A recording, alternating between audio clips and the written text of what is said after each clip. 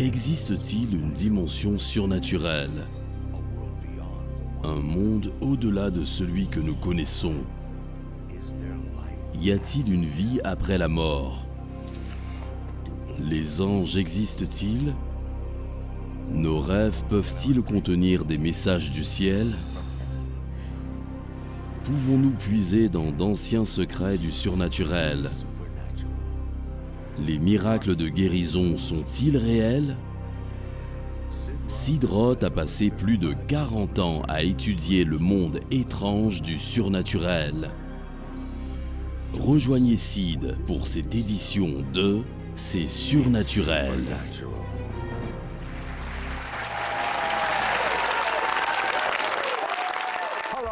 Bonjour, ici Sid Roth. Bienvenue dans mon monde où tout est naturellement surnaturel. Vous êtes-vous déjà trouvé dans une situation désespérée? Je suis sûr que oui. Mais c'était sans espoir. Mon invité avait un fils âgé de 7 ans atteint du pire cas d'autisme. Il ne sait pas lire, il ne sait pas écrire. Et tout à coup, il commence à communiquer avec les pensées les plus profondes venant du ciel.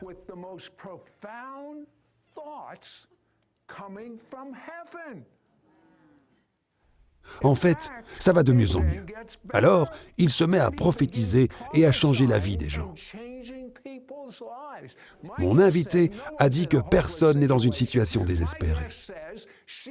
Mon invité a dit qu'elle sait comment se saisir d'une corde d'espoir surnaturelle.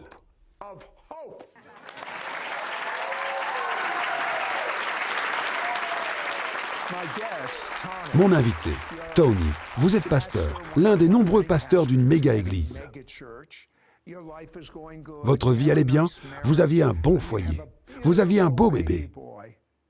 Et puis, une bombe vous a frappé. Qu'est-ce que c'était? Eh bien oui, tout se passait très bien. Nous avions notre bonheur, Josiah, et nous l'avions nommé ainsi parce que ça veut dire feu du Seigneur. Et nous étions ravis de fonder notre famille. Et vous savez, nous avons acheté notre maison, nous voulions avoir 2 ou 3 enfants avec un chien et une clôture. Vous savez, le rêve américain. Et vous regardiez la TV. Oui, voilà, c'est ça. Mais Josiah réussissait toutes ces étapes médicales. Tout se passait vraiment bien. Jusqu'à l'âge de 22 mois environ, tout d'un coup, très vite, les choses ont commencé à changer. Et au cours de 3 semaines environ, il a cessé de nous regarder. Il a cessé de réagir à son nom. Tout à coup, il a commencé à perdre ce qu'il savait faire, et la quarantaine de mots qu'il connaissait a peu à peu disparu. Des mots comme maman et papa. Il allumait et éteignait les lumières sans cesse. Nous nous sommes donc mobilisés et nous avons essayé de comprendre ce qui se passait. Après environ 4 mois de tests, nous nous sommes finalement retrouvés assis dans une salle de conférence avec des médecins autour de la table. Et ils nous ont dit, c'est le trouble du spectre autistique. Et je me souviens d'avoir ouvert le dossier et les mots m'ont sauté aux yeux. Aucune cause connue, aucun remède connu, à vie. Et nous nous trouvions dans une situation désespérée. Et c'était vraiment ça mon combat. Dieu, où est l'espoir quand il n'y a plus d'espoir? Et puis, ça a empiré. À l'âge de 5 ans, il a été condamné. Expliquez cela. Nous nous sommes mobilisés. Nous avions fait tout ce que nous pouvions éventuellement dans le naturel, vous savez. Nous l'avions emmené dans les meilleures thérapies. Nous avons fait toutes sortes de thérapies alternatives avec lui. Je me suis même assise avec lui dans une chambre à oxygène hyperbare pendant 14 plongées. Nous avons fait tout ce que nous pouvions vraiment. Mais ensuite, à l'âge de 5 ans, nous avons eu cet ajout que nous avions seulement espéré ne jamais avoir, qu'il était non-verbal. Son fonctionnement était peu élevé et son cas était lourd. Et ainsi de suite, cela signifiait qu'il faisait partie des 40% d'autistes qui, selon eux, ne parleraient jamais. Comment avez-vous, en tant que mère, fait face à cela? Eh bien, justement ça, on vous dit vraiment d'apprendre à gérer et j'ai vraiment eu du mal avec cette pensée d'adaptation. En fait, j'ai demandé à Dieu comment je suis censée faire face. J'ai écrit 10 questions pour Dieu, parce que j'ai dit, tu sais, si j'entre là-dedans, il faut que je sache bibliquement ce que je suis censé faire. Comment je suis censé prier, comment je suis censé mener cette vie. Toutes vos ressources, même les meilleures, s'épuisent très vite. Émotionnellement, spirituellement, mentalement, financièrement, c'est le burn-out très rapidement. Et quand Dieu dit « j'ai de bons plans pour vous », j'ai de bons plans pour votre fils, des projets d'espoir et un avenir, il m'a fallu être très sérieuse et demander à Dieu « est-ce que c'est pour nous? Tu veux dire que c'est pour moi ?» Il m'a fallu considérer les affections de mon cœur et l'autisme était-il la voix que j'entendais le plus fort? Ou est-ce que c'était ce que Jésus a fait pour nous? Qu'est-ce que j'entendais le plus fort? Et puis, à l'un de vos moments les plus bas, alors que vous n'étiez pas le genre de personne qui avait des expériences avec Dieu, ou à qui Dieu apparaissait, ce n'était pas votre habitude, mais un jour, il vous est apparu. Racontez-moi. Pour la première fois de ma vie, j'avais vraiment envie, j'avais vraiment besoin de ressentir Dieu, et je n'y arrivais pas. Et quand je priais, j'avais l'impression de prier dans le noir. Et les choses avaient été très difficiles avec Josiah. Et je l'avais mis au lit pour qu'il fasse une petite sieste. Et j'ai décidé que je ferais mieux de faire un petit somme parce qu'on ne dort pas. On ne dort pas beaucoup quand on est parent d'un enfant autiste. Donc je vais me coucher. Et tout d'un coup, environ 20 minutes plus tard, je me réveille et je sens cette odeur incroyable. Et j'essaie de comprendre d'où elle vient. Je sens mes cheveux, je sens l'oreiller, je m'entraîne à flairer comme un limier. Quelle est cette odeur? Et ça sentait la vanille, la cannelle, presque comme la crème brûlée. Et je n'arrivais pas à imaginer d'où ça pouvait venir. Je sors dans le couloir. Ça ne vient pas d'ici. Je reviens dans la chambre à coucher et je me dis, je vais m'allonger une seconde. Et je vais juste l'apprécier. Et qu'est-ce que c'est? Et je me suis souvenu que ma mère m'avait raconté que quand mon père était décédé, il était mort à 55 ans et qu'elle était tellement mal. Et ce jour-là, elle a senti le parfum. Elle m'a dit, c'était le parfum de la présence du Seigneur. Et je suis allée, j'ai cherché sur Google. Je suis là, la vanille, la cannelle, le parfum du Seigneur, vous savez. Et on entend dire que d'autres l'ont vécu.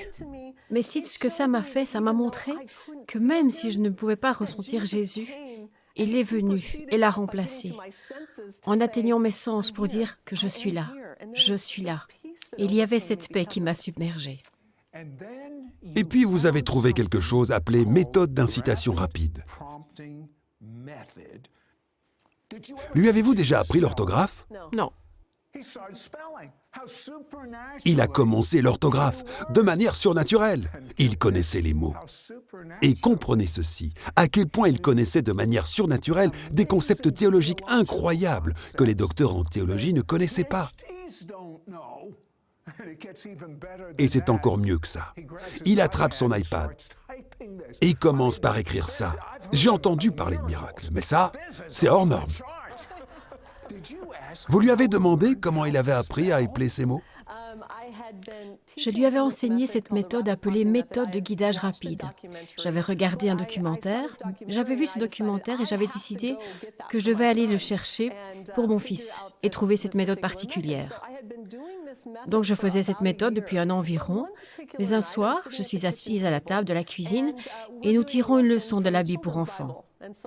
Et donc je lui ai lu une courte leçon et j'ai décidé de lire quand Jésus a guéri l'aveugle. J'ai donc lu la leçon et puis j'ai dit « Josiah, Jésus a guéri l'aveugle. Où a-t-il joué avec l'aveugle ?» J'ai écrit ça sur un morceau de papier, déchiré le papier en deux, tapé « guéri » et tapé « jouer ». Ouais. Il choisit « guéri » de manière appropriée. J'ai dit « d'accord, écrivons « guéri ». Et j'ai mis en place l'iPad et il y a des lettres en gros boutons alphabétiques. Josiah, peux-tu écrire « guérir » ? Il touche « D » et je pense qu'il le manque. Puis il touche « I » et je suis là à me demander « D-I ». Il écrit ensuite sa première phrase indépendante « Dieu est un donateur de bons dons ». Oh, ça c'est bon! C'est bon! Et que s'est-il passé à l'intérieur de vous à ce moment? Que vous est-il arrivé? Je me sentais comme si j'étais sur une caméra cachée ou quelque chose, ou bien j'avais craqué, ou j'avais été frappée ou quelque chose du genre. Mais non, j'étais juste comme ça. Qu'est-ce qui se passe en ce moment? Et je pense qu'il était en train d'être guéri en ce moment. Comme après toutes ces années de prière et tous ces trucs, je pense qu'il est en train d'être guéri maintenant. J'y retourne et je me dis, Josiah, oui, c'est vrai. Comment le sais-tu? Et il tape, Dieu est très capable. Mais comment un enfant comme lui sait-il l'orthographe? Moi, j'ai dû apprendre. Vous avez dû apprendre. Comment a-t-il appris? Un jour, je lui ai demandé comment ça arrive. Comment tu sais comment faire? Ouais, Et il a tapé Jésus m'a appris l'ordre des sons. bonté divine. Et je suis là à me demander, Jésus t'a donné accroché à la phonétique ou quelque chose comme ça? Mais pour la première fois, nous apprenions à connaître notre enfant. Des choses comme ton jouet préféré, ta couleur préférée, qu'est-ce que tu aimes faire. Mais pas seulement ça, il a commencé à produire les mots de sagesse les plus profonds. Mais voici ce que je ne comprends pas. Il savait des choses de la science, de l'histoire, des concepts théologiques, que la plupart d'entre nous ne comprennent même pas. Donnez-moi un exemple de ce qu'il vous a enseigné. Eh bien, la première fois que je réalisais que quelque chose était bien au-delà de ce que je pouvais même imaginer, c'était que je lui ai rapporté à la maison un lézard en caoutchouc. Je lui ai demandé comment il voulait l'appeler et il a écrit un nom qu'il voulait lui donner. Opie Hans ou quelque chose du genre. Et j'étais d'accord. Et puis il commence à écrire à propos de comment les lézards ont une queue sans âge. Et ils n'ont pas d'écailles. Ils ont des pores d'aspiration. Comment pouvait-il savoir cela? Comment pouvait-il savoir cela? Et je sais qu'on ne lui a pas enseigné. Juste. C'est très surprenant. Il n'apprenait pas ça de n'importe où. Vous saviez que c'était surnaturel. D'accord, mais donnez-moi l'exemple d'un point où la plupart d'entre nous ont de la difficulté. Expliquer la nature triune de Dieu. Certaines personnes l'appellent Trinité. J'aime la nature beaucoup. Triune de Dieu. Qu'est-ce qu'il a dit à ce sujet? Eh bien alors Sid, Josiah a commencé par dire ces mots de sagesse au début. Des choses comme « La foi croit que le cerf-volant vole quand il n'y a pas de vent en vue ». La foi, c'est le voir comme un fait. Ce sont d'excellentes définitions. C'est une excellente définition de la foi, le voir comme fait. Mais ensuite, j'ai commencé à voir qu'il y avait des aperçus du ciel et des choses comme ça. Et ça venait et venait. Une nuit, il me réveille au milieu de la nuit et il dit, je le dis, et il tape ça. Dieu veut me montrer à propos du Dieu triune. Parce qu'il n'est pas encore verbal. Et voici ce qu'il tape. Dans la Trinité, le Père est le directeur, le Fils est l'amoureux des opérations, le Saint-Esprit est le travailleur. C'est donc le 3 en 1 qui fait avancer les choses. Il est papa, il est guérisseur et il est l'aide.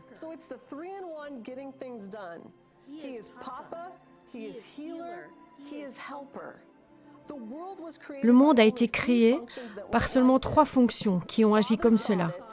Le Père l'a pensé, le Fils l'a aimé, le Saint-Esprit a exécuté le plan. C'est comme cela que la Trinité fonctionne. Mama. Alors l'homme doit parler. Père, qu'en penses-tu? Jésus, qu'aimes-tu? Saint-Esprit, que devons-nous faire? C'est notre mission. Juste. Il ne l'est toujours pas à ce jour. Et alors, je me dis, d'accord, je ne pensais vraiment pas à la Trinité, mais allons-y. Vous savez, quelqu'un pourrait le prendre et prêcher tout un sermon à partir de ça. Bon, je crois comprendre qu'il a un ange gardien. Il voit des anges. Parlez-moi de l'ange qui est venu révéler son but.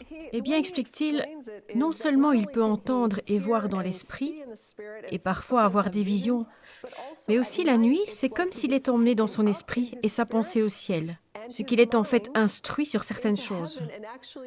Donc, il est dans ce type d'école au ciel, et il est à son bureau, et cet ange nommé Nathan lui fait signe. Est-ce que ange, dit-il, est un grand ange d'environ 3 mètres de haut? Et il a pointé du doigt. Et a dit, garçon du feu de Dieu, tu t'appelles Josiah?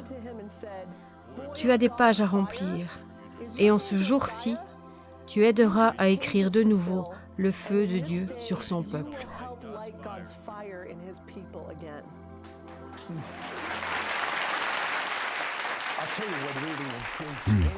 Je vais vous dire ce qui m'intrigue vraiment. Son fils prophétise. Mais vraiment, je veux dire, vraiment prophétise. Parlez-moi de la dame au centre commercial. Oh, c'est l'une des expériences les plus étonnantes que je n'ai jamais vécues. J'ai emmené Josiah au théâtre IMAX du zoo. Et après, nous avons fini avec ça. J'ai dit, OK, où tu veux aller maintenant? Et il a fait ressortir et je sors l'iPad. Je lui fais voir où on est. Et il tape ça.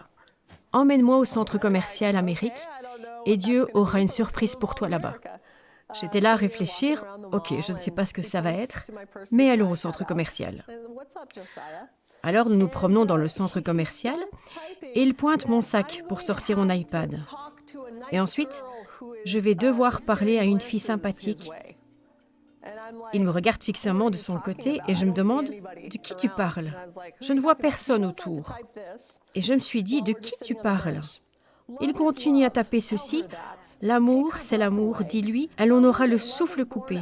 Dis-lui que l'amour vient de choisir Dieu, pas Wicca, qui est de la sorcellerie. L'espoir, c'est l'amour.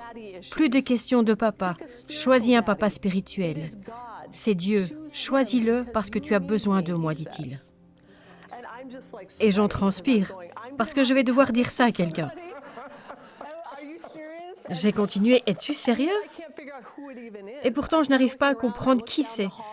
J'ai commencé à regarder autour de moi, je regarde dans la salle, et là je vois une fille avec une cape noire. Je me dis, oh, ça doit être la sorcière. Ce qui se passe, c'est qu'elle et certains de ses amis, environ une vingtaine, commencent à passer devant notre banc. Excusez-moi, et je dis, êtes-vous intéressé par la spiritualité?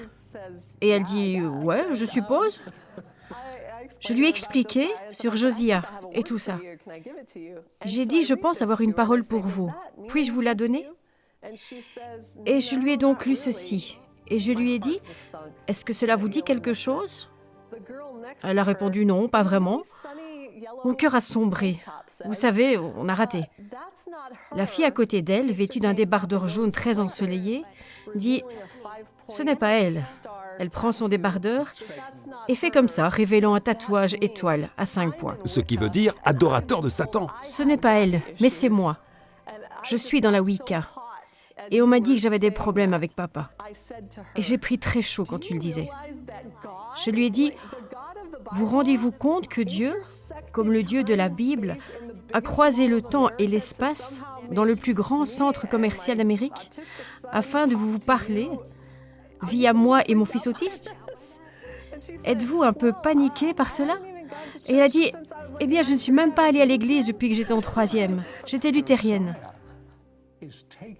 Josiah est emmené au ciel toutes les nuits et elle y étudie et rencontre des gens dans le ciel et voit des choses dans le ciel.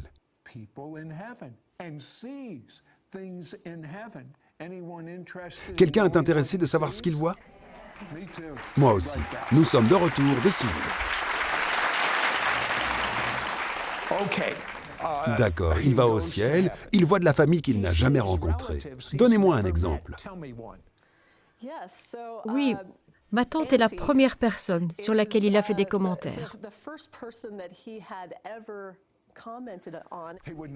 Il ne savait rien d'elle. Il ne savait rien d'elle. Il a écrit « Tante danse maintenant, vous savez ». L'idée que Tante dansait, alors qu'elle était une personne si réservée, était tout simplement magnifique. Et il a commenté sur de nombreux membres de la famille. Et mon père est l'un d'entre eux. Et des choses sur les demeures, et toutes sortes de lieux et d'espaces au ciel qui sont tout simplement stupéfiants. Josiah croit qu'il va être guéri? Oui, le Seigneur lui a dit beaucoup de choses sur la guérison. Au début, vous avez pris la décision de ne pas vous accommoder, mais d'espérer.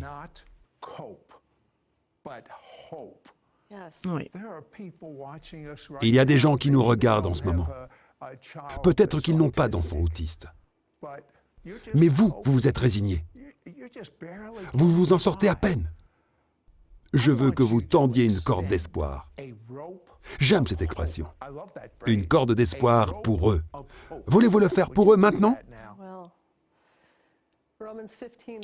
Romains 15:13 dit que le Dieu de l'espérance vous remplisse de toute paix et de toute joie dans la foi, afin que vous abondiez en espérance par la puissance du Saint-Esprit. Dans la langue du ciel, il n'y a pas de place pour s'en accommoder, mais seulement pour espérer. Et même Abraham, il est dit, dans les pires situations, contre toute espérance, il espérait. Et il se peut que vous n'êtes pas dans la situation où je me trouve. Vous pourriez avoir une situation complètement différente, mais le Dieu de l'espoir étend cette corde. En fait, en hébreu, espoir signifie un accord, une corde, s'accrocher à cette corde. Et je prie qu'en cet instant, par la puissance du Saint-Esprit, vous vous accrochiez à cette corde, que vous suiviez cette corde et que vous trouviez la relation la plus étonnante avec Dieu le Père, avec Dieu le Fils, le Saint-Esprit dans l'intimité. Et dans cet espoir, vous trouverez une foi comme vous ne l'avez jamais connue auparavant. Et elle déplacera des montagnes. Ce que je vous entends dire, c'est « Soyez à nouveau dans l'attente. Recommencez à croire. Ne regardez pas en arrière. Allez de l'avant avec force. Nous entrons dans une nouvelle époque sur la planète Terre et Dieu vous appelle à le connaître. » Si vous croyez cela et demandez à Jésus de vivre à l'intérieur de vous, je vous dis que la meilleure partie de votre vie est devant vous.